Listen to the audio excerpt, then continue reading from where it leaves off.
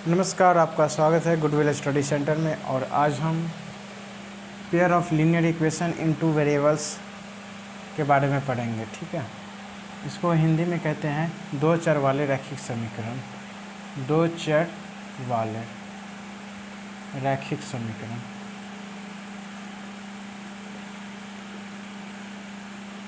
ठीक है, इसे हिंदी में कहते हैं दो चर वाले रैखिक समीकरण। ये दो चर वाले समझ रहे हैं आप कि इसमें कितने चर होंगे, वेरिएबल्स कितने होंगे। वेरिएबल दो होंगे।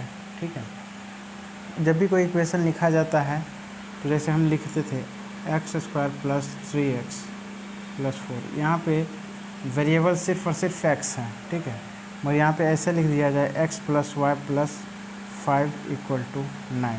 तो यहाँ पे कितने वेरिएबल हैं? दो वेरिएबल है। ठीक है, एक ये और एक ये। तो दो वेरिएबल यहाँ पे इस इक्वेशन में हैं। और आप देखिए कि ऐसे जब भी होंगे तो अगर आप ग्राफ देखेंगे तो ग्राफ इस तरीके से होता है। एक्स एक्सिस, इसको बोलते हैं एक्स एक्सिस, और इसको बोलते हैं वाई एक्सिस। ठीक है, इस तरफ यहाँ पे ये मूल बिंदु है। ठीक है, और इस तरफ ये क्या होते हैं? पॉजिटिव, और इस तरफ ये नेगेटिव।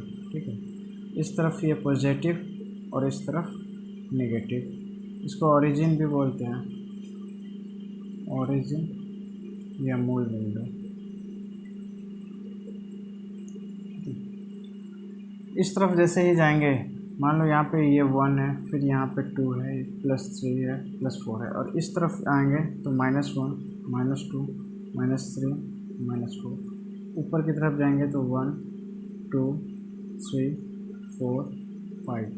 नीचे की तरफ -1 -2 -3 -4 -5। तो इस तरीके से आप देखेंगे तो ये नीचे की तरफ y एक्सिस में नेगेटिव है, ये पॉजिटिव, x एक्सिस में ये पॉजिटिव, ये नेगेटिव है। ठीक है, तो जब भी हम देखेंगे कि x + y = अगर 6 है, ठीक है, तो इसमें कितने वेरिएबल हैं? 1 और 2। तो अगर x की वैल्यू निकालनी है तो हमें y की वैल्यू जानना पड़ेगा। x की अगर हमें वैल्यू निकालना है तो y की वैल्यू जाननी है। तो y क्या होगा? 6 - x = क्या होगा? 6 - y। ठीक है, अब y की वैल्यू जैसे जैसे हम जानेंगे, जिस तरीके से हमें दिया हुआ रहेगा, अगर 0 to 5 तक दिया हुआ रहेगा तो हमें 0 to 5 तक पॉइंट निकाल कर x की पॉइंट हमें मिल जाएंगे। ठीक है, अब हम पढ़ेंगे पेयर ऑफ लीनियर इक्वेशन। तो पेयर ऑफ लीनियर इक्वेशन का जनरल फॉर्म जो होता है वो general form of pair of linear equation in two variable, ये फॉर्म होता है a1x + b1y + c = 0। ठीक है, इस प्रकार के इक्वेशन दिए रहेंगे तो हमें एक और इक्वेशन दिया हुआ रहेगा a2x + b2y + c = 0। हमें दो इक्वेशन दिए हुए रहेंगे इस समीकरण को सॉल्व करने के लिए। ठीक है, और इस समीकरण को सॉल्व करने के लिए हमें दो इक्वेशन दिए रहेंगे, और इसको सॉल्व हम तीन प्रकार से कर सकते हैं। ठीक है, फर्स्ट जो है, पहले तो दो प्रकार से हम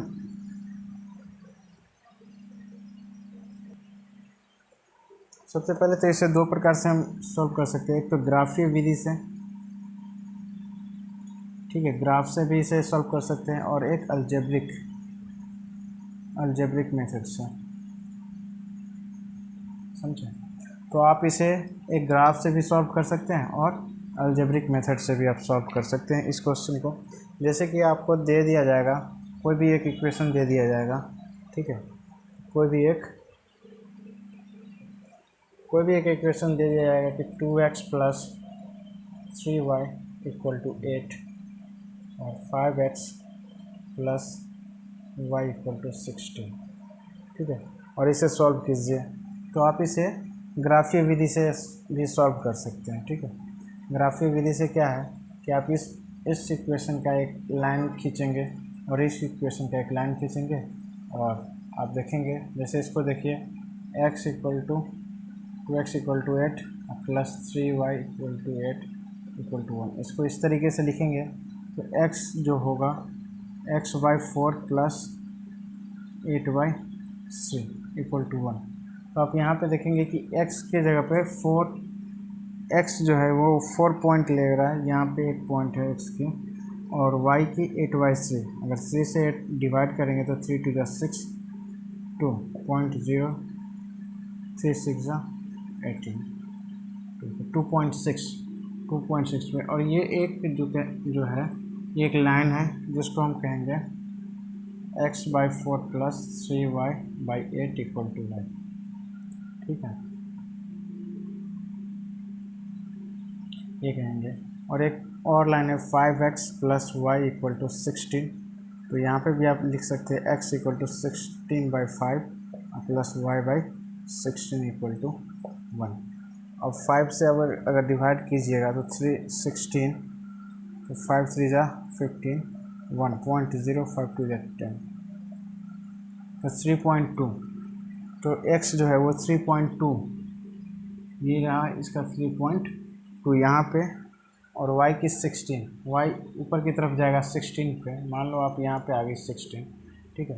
तो ये इस तरीके से एक लाइन खींचा जाएगा, और जिस बिंदु पे कटेगा वो हमारा जो है वही हमारा x और y की वैल्यू हमें मिल जाएगी वहीं पर, ठीक है।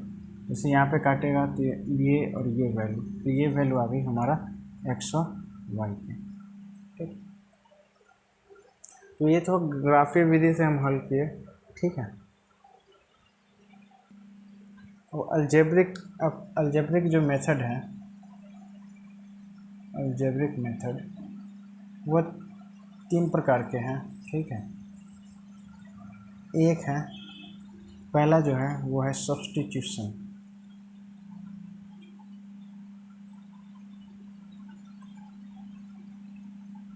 एक है एलिमिनेशन,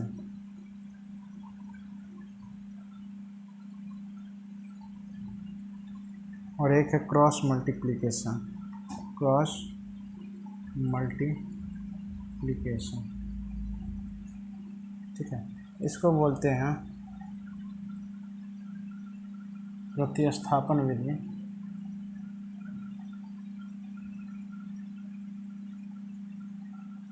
इसे बोला जाता है बीजगणित,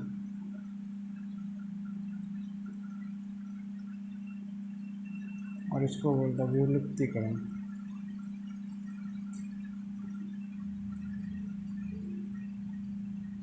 ठीक है। तो प्रतिस्थापन विधि, एलिमिनेशन, व्युत्पत्तिकरण विधि और क्रॉस मल्टीप्लिकेशन विधि। तो जब भी अगर हमें 2 इक्वेशन दिया रहेगा 2x plus 3y equal to 15, इस तरीके से कोई इक्वेशन दिया हुआ रहेगा, मान लो इस तरीके से, ठीक है। तो आप क्या करेंगे कि 2x इक्वल टू लिखेंगे 15 माइनस 3y, तो x की जो वैल्यू होगी वो 15 माइनस 3y/2, ठीक है। और दूसरी इक्वेशन लिख दिया जाएगा x plus Y equal to 18, ठीक है। तो आप क्या करेंगे कि x की वैल्यू यहाँ पे रख देंगे 15 minus 3y/2 plus Y equal to 18। अब आप करिएगा तो -3y plus 2y equal to 18 multiply 2। अब आप देखेंगे तो ये क्या होगा, 15 minus 3 minus 2 equal to Y equal to 36, तो y की जो वैल्यू आ गई वो 5 माइनस 15 माइनस 36 हो गई, ठीक है। y की जो वैल्यू आ गई वो हमें क्या आ गए, 6 minus 5 equal to 1, 3 minus 1 equal to 2, -21। y की वैल्यू क्या आ गई, -21, और इसी को इसमें डाल दीजिएगा तो आपको x की भी वैल्यू निकल जाएगी। x की क्या वैल्यू निकलेगी, 15 माइनस 3 इंटू 21/2, 21 3 जा 63, तो 63 प्लस 15/2, 5 3 8 6 1 7/2, 39। तो x की जो वैल्यू आ गई वो क्या आ गई, x की वैल्यू 39। तो इस तरीके की ये है सब्स्टिट्यूशन मेथड। तो हम किसी भी इक्वेशन को सॉल्व करने के ये 3 तरीके हैं, या तो आप प्रतिस्थापित कर दीजिए, या फिर विलुप्तीकरण विधि अपना सकते हैं, या फिर वर्गगुणन विधि अपना सकते हैं। ठीक है, मगर किसी भी क्वेश्चंस को हमें सॉल्व करने से पहले एक बात का ध्यान रखना होगा कि वो इक्वेशन किस तरीके के है। ठीक है, इक्वेशन जो है वो किस तरीके के है। तो चलिए देखते हैं, कुछ ऐसे इक्वेशन मिलेंगे आपको जैसे a1x plus b1y plus c equal to 0 और a2x plus b2y plus c2 equal to 0। ठीक है, अब अगर आपको a1 by a2 does not equal to b1 by b2, अगर a1 बाई a2 और b1 बाई b2 नहीं इक्वल ना रहे, इनके रेशियो अगर इक्वल हमें ना मिले, तो ये जो लाइन होगा ये इंटरसेक्टिंग लाइन होगा। ये लाइन कैसा होगा, इंटरसेक्टिंग लाइन। ठीक है, इंटरसेक्टिंग लाइन, ये इंटरसेक्ट करेगा। जैसे एक इक्वेशन ये हुआ और एक इक्वेशन ये एक दूसरे को काट देगा। ठीक है, इसको बोलते हैं प्रतिच्छेदी रेखा, प्रतिच्छेदित रेखा इसको काटेगा। ये जो ऐसे अगर इक्वेशन मिला कि a1 और a2 does not equal to b1 by b2, तो वो एक दूसरे को काटेंगे। ठीक है, और इनके हल निकलेंगे, इनके वन सॉल्यूशन निकलेंगे। ठीक है,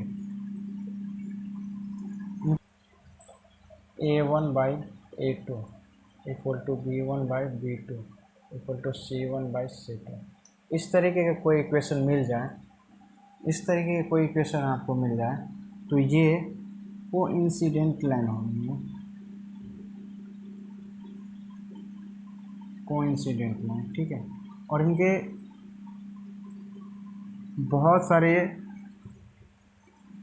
मतलब इन्फिनिटिव सॉल्यूशन निकलेंगे।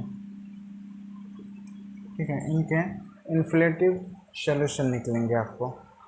एक और है, ये है a1 तो does b1 by b2 does not equal to c1 by c2। अगर इस तरीके की कोई कंडीशन हो इक्वेशन को, तो आप देखेंगे कि ये क्या होगा, पैरेलल लाइन हो जाएगा। ये क्या होगा, कोइंसिडेंट क्या हुआ कि ये लाइन है और इसी पर से एक और लाइन आ गई। ठीक है, इसी पर से ये एक और लाइन आ गई जिस पर चल रही है, तो ये कोइंसिडेंट लाइन कहलाते हैं। ठीक है, और पैरेलल लाइन क्या होंगे, एक लाइन चल रही है, इसके नीचे एक लाइन चल रही है, तो ये पैरेलल हो जाएंगे, पैरेलल लाइन। ठीक है, और इनके जो सॉल्यूशन निकलेंगे हमारे, इनके जो सॉल्यूशन निकलेंगे वो सॉल्यूशन निकलेंगे, इनके कोई सॉल्यूशन नहीं निकलेंगे। ठीक है, नो सॉल्यूशन।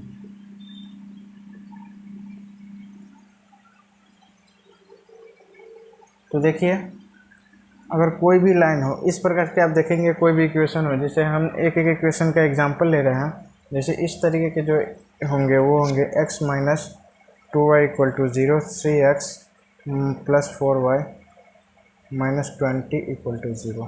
तो आप देखेंगे कि a1 किसको कहा गया है, x के साथ रहने वाले। तो यहाँ पे a1 की वैल्यू क्या है, 1/3, और यहाँ पे -2 है और यहाँ पे 4 है। आप देखेंगे तो ये दोनों क्या इक्वल है, नहीं है, ये दोनों इक्वल नहीं है। तो ये इस तरीके के इक्वेशन हो गए। दूसरी जो इक्वेशन है वो दूसरी इक्वेशन है, देखेंगे आप कि 2x plus 3y minus 9 equal to 0, 4x plus 6y minus 18 equal to 0। ठीक है, अब आप देखेंगे कि ये और ये इनके रेशियो देखेंगे तो 2/4 है, 3/6 है, -9/-18 है, 1/2 का 1/2 का 1/2 का, तो 1/2 का रेशियो हमें मिल रहा है। तो ये कैसा लाइन होगा, कोइंसिडेंट लाइन हो जाएगा और इनके इन्फिनिटिव सॉल्यूशन हो जाएंगे। ठीक है, और एक ऐसा भी लाइन होगा, जैसे इसी में देख लीजिए कि यहाँ पे ये क्या रहता, यहाँ पे ये होता 8 और यहाँ पे ये हो जाता 9।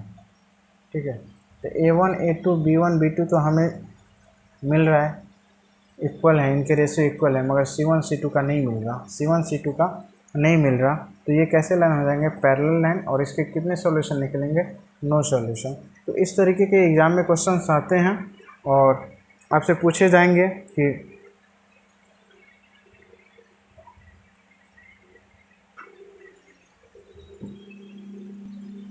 तो इस तरीके के क्वेश्चन में आपसे पूछे जाएंगे कि कौन सा इक्वेशन है जो आपको देखना पड़ेगा, उनके सॉल्यूशन निकल सकते हैं या नहीं निकल सकते। ऐसा कंडीशन आपको डाल दिया जाएगा और आपसे पूछा जाएगा। जैसे आपसे पूछा जाएगा, मान लेते हैं कोई इक्वेशन हम ले लेते हैं 2x + 6y - 18 = 0, ठीक है। और एक इक्वेशन लिखते हैं x + 3y - 9 = 0। अब कहा जाए कि इनके कितने सॉल्यूशन हैं, क्या इनके सॉल्यूशन हैं और कितने सॉल्यूशन हैं, ठीक है। इनके कितने सॉल्यूशन हैं, ये कैसी रेखाएं हैं, कैसी लाइन है। तो आप देखेंगे कि इनका रेशियो देखिए, तो 2/1, इनका 6/3, इनका 18/9।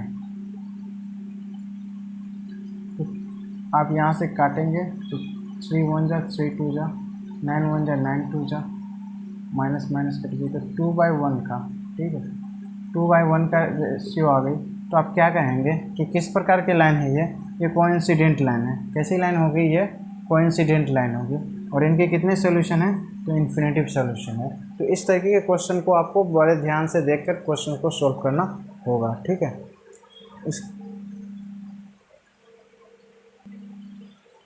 तो हिंदी में इसको बोलते हैं संपाती रेखा, ठीक है, संपाती रेखा, और इसको बोलते हैं समानांतर रेखा। ये ध्यान रखें, ठीक है। इंटरसेक्टिंग लाइन, कोइंसिडेंट लाइन या संपाती रेखा, पैरेलल लाइन या समानांतर रेखा, इसको बोलेंगे वन सॉल्यूशन, मतलब एक हल है। और इन्फिनेटिव सॉल्यूशन मतलब अपरिमित